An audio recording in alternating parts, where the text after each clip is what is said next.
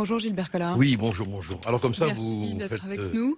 Vous remplacez M. Bourdin. Exactement, et je vous reçois. Bon. Vous êtes donc député Rassemblement Bleu Marine du Gard. Hier soir à l'Assemblée nationale, vous avez voté pour la prolongation de l'état d'urgence. Donc cette réponse du gouvernement, ça veut dire que vous la trouvez bonne?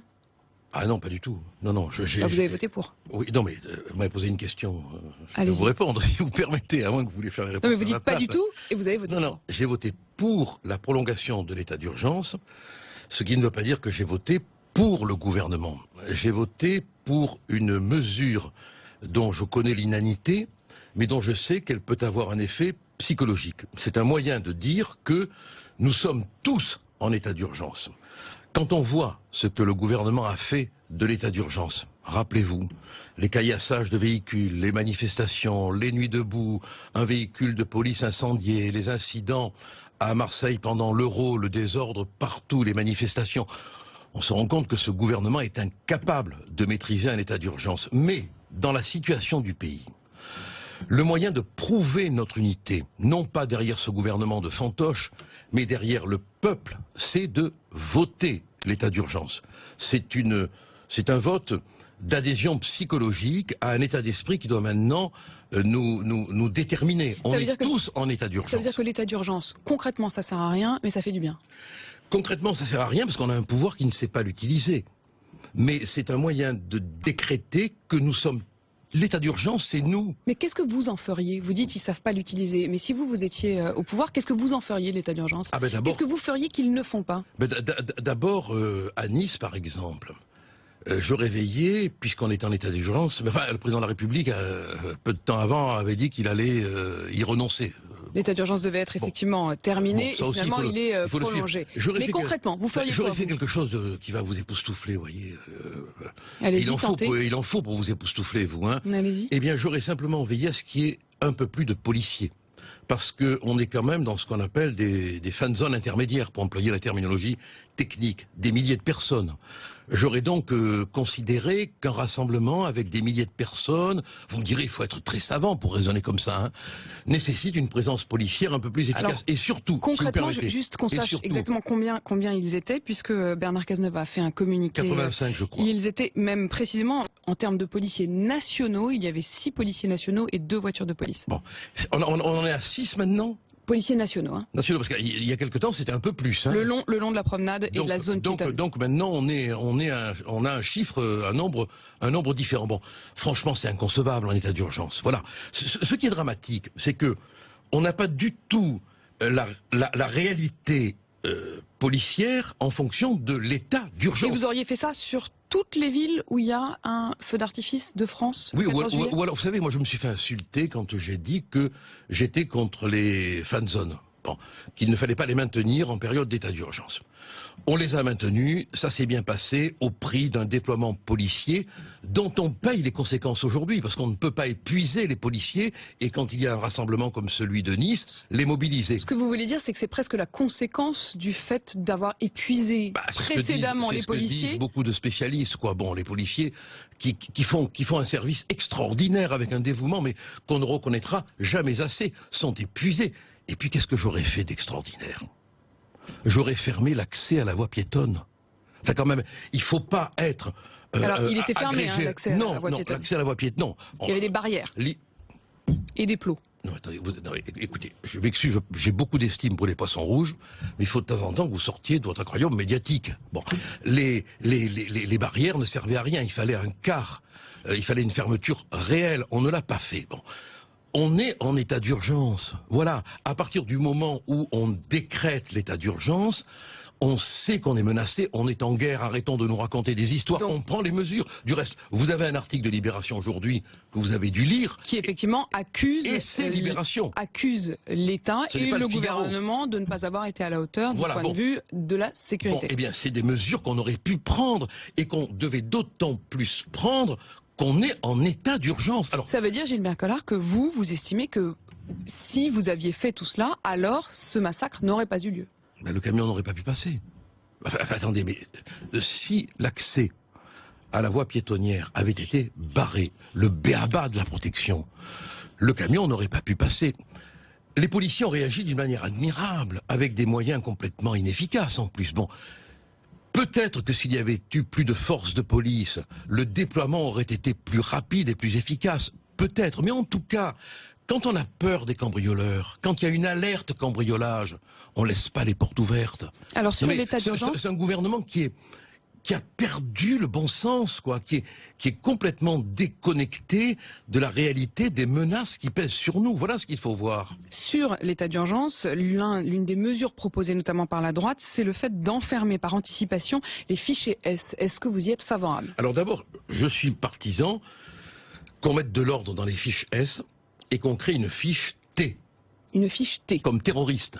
Parce que vous savez... Ce serait une sorte de super fiche S? Non, ce serait une fiche qui permettrait de localiser ceux qui présentent un danger terroriste. Parce que vous savez bien que dans les fiches S, il y a un peu de tout.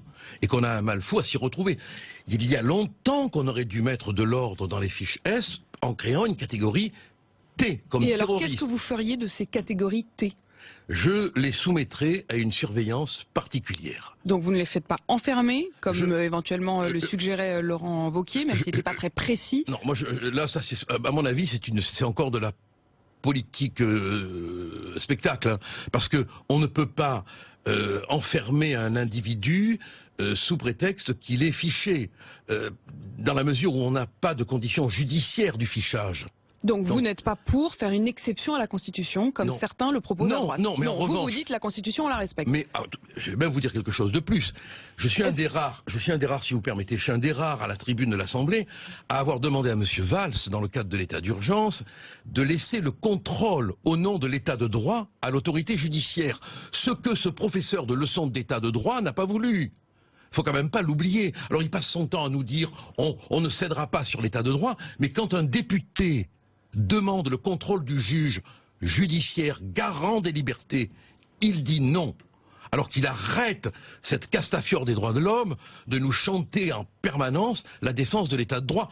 En revanche, tout étranger qui commet une infraction de violence, je dis bien de violence. Quelle que soit la nature de la violence. Quelle que soit la nature de la violence, je l'expulse. Donc en l'occurrence, ça aurait été le cas du tueur de Nice qui avait été condamné à plusieurs reprises pour violence conjugale et violence sur la voie publique. Je vais vous dire une chose. On n'a pas à tolérer sur le territoire des hommes ou des femmes qui bénéficient des largesses de notre pays et qui commettent des infractions. Parce que ce sont eux qui sont les facteurs d'amalgame. À partir du moment où on prend la décision d'expulser tous ceux qui commettent des infractions, on sait que ceux qui restent sont respectables et qu'on doit les respecter. Mais pour arriver à cette solution, il faut qu'on ait le courage de virer à coups de pompe judiciaire tous les délinquants étrangers qui commettent des infractions. Toute condamnation pour violence d'un étranger sur les territoires français, il est expulsé. Oui, tout de suite. Tout de suite. Une autre question sur ces effractions à la Constitution, en quelque sorte, que propose la droite. Certains élus, comme le député Georges Fenech, proposent carrément la création d'un Guantanamo à la française, ce sont ces mots, pour y mettre les Français qui reviennent de Syrie ou d'Irak. Guantanamo à la française, ça veut dire un espace hors la loi, en quelque sorte, dans lequel on puisse enfermer de manière préventive ceux qui reviennent. Est-ce que ça serait une solution que vous pourriez soutenir? Mais oui, mais avec des conditions.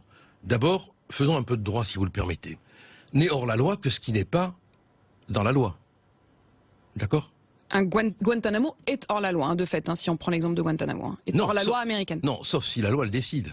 Bah, écoutez quand même. Donc vous vous dites, on transforme, simplement, on le décide par la loi et on crée ces espèces de zones. Écoutez-moi. Allez-y. Écoutez-moi. Dans l'histoire de France, je ne vais pas vous faire le coup de Bourdin, je ne vais pas vous poser des questions sur l'histoire. Nous avons eu des lois dites scélérates. C'est la gauche qui avait appelé ces lois scélérates, Léon Blum. C'était en 1893, pour lutter contre les menées anarchistes. On tuait des magistrats, on lâchait une bombe dans l'Assemblée nationale. La Troisième République, la fondatrice de nos valeurs, comme dit M. Valls en se gargarisant. Pourquoi vous en riez des valeurs? Je ris pas des valeurs, je ris de la manière dont ceux qui respectent pas nos valeurs parlent des valeurs. Vous me ferez jamais rire des valeurs, jamais. Jamais je les ai au cœur. Donc revenons à cette Troisième République. Et la Troisième République n'a pas eu peur de voter des lois contre les menées anarchistes. Donc vous voulez des lois scélérates? Ah non, mais ça c'est Léon Blum qui le disait. Mais la Troisième République, elle a réussi à éradiquer les menées anarchistes qui tuaient des juges, qui tuaient des passants, en votant des lois qui ont été abrogées une fois que le drame avait disparu. Il faut donc qu'on ait le courage. Et puis alors, entre nous, moi j'ai une chose, hein. Je m'en fous si je n'ai pas le prix Nobel. Hein. Je m'en fous si je vais pas au paradis médiatique. Hein. Je m'en fous. Parce que pour moi, la première des lois... Mais c'est pas la question du paradis médiatique, là, Gilbert Collard. C'est simplement, qu'est-ce que vous feriez concrètement et est-ce que vous pourriez éviter les massacres. C'est tout. La première des protections, c'est celle du peuple.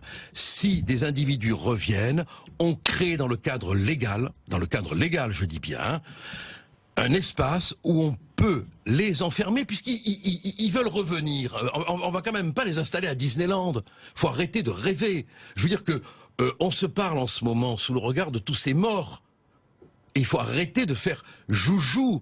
On est dans une vraie guerre et cette guerre va encore frapper. On a le devoir premier de protéger notre peuple. Alors, sauf que là, depuis quelques minutes, on parle des fichiers S ou même peut-être potentiellement des fichiers T. On parle de ceux qui reviennent d'avoir voulu aller faire le djihad.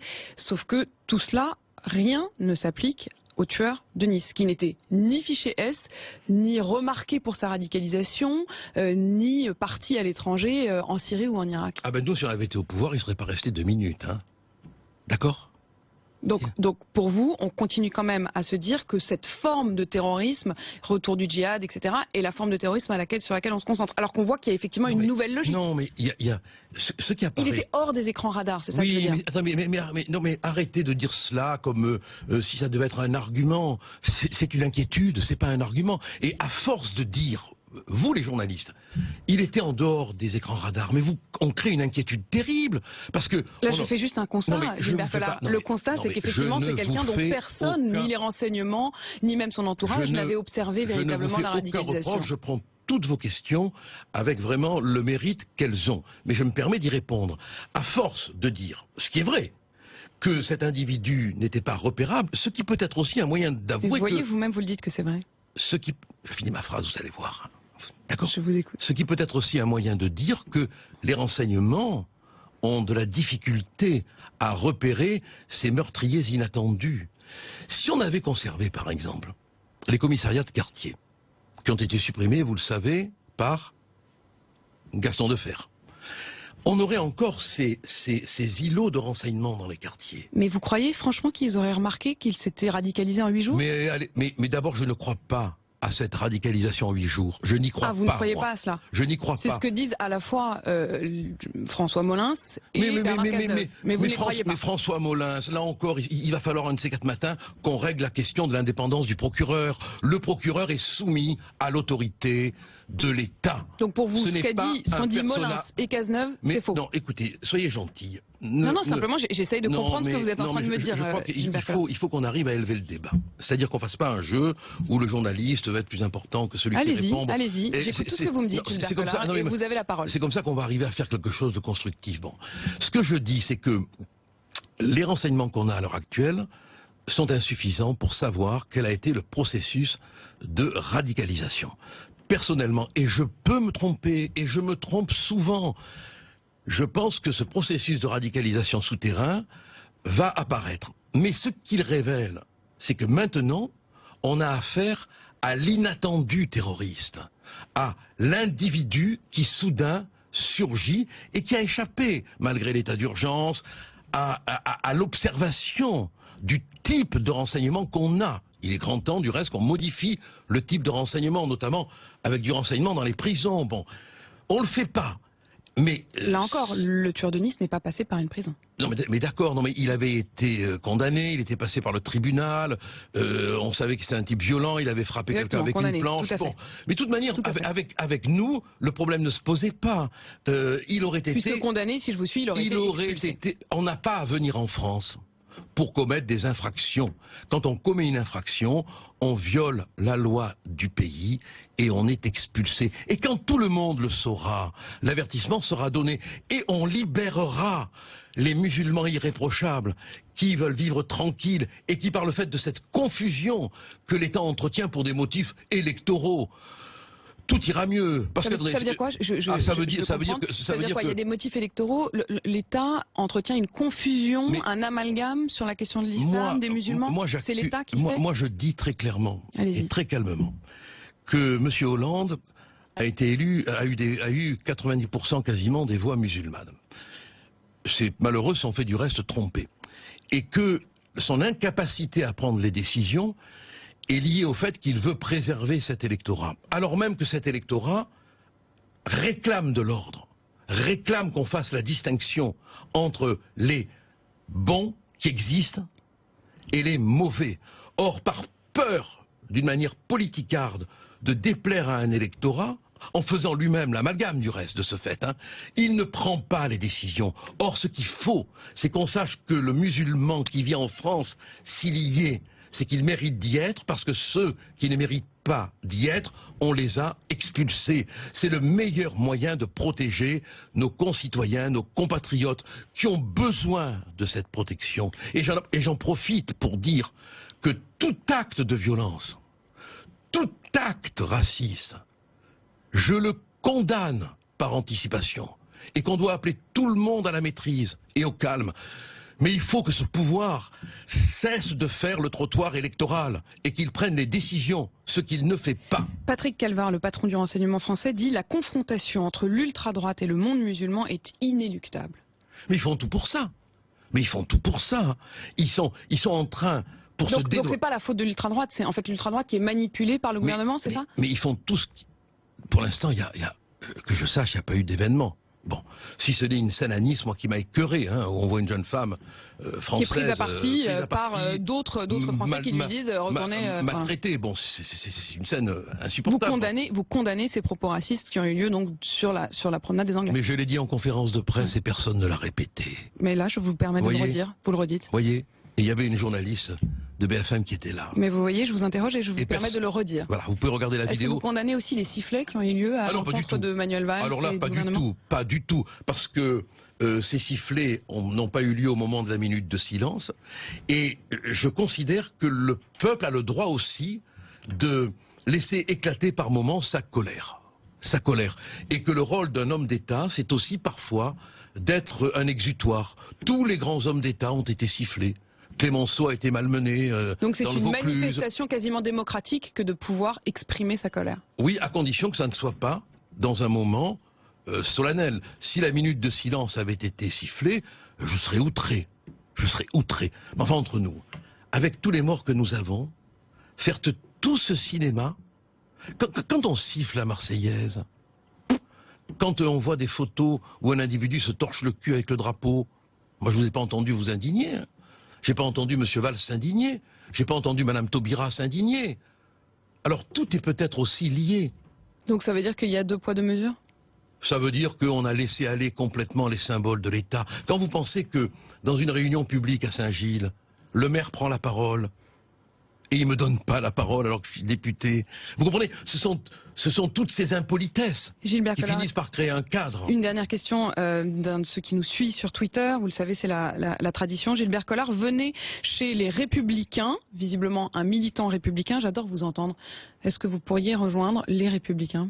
Ah non, mais moi je suis loyal tant qu'on est loyal. Donc je continue mon combat aux côtés de Marine. Il ne pourrait pas y avoir de lien quand vous... Mais moi, j'appelle les Républicains qui veulent vraiment de l'action à nous rejoindre. Donc c'est vous qui les appelez, eux, à vous rejoindre. Enfin, ils sont les bienvenus, voilà ce que je veux dire. Merci Gilbert Collard d'avoir été notre invité.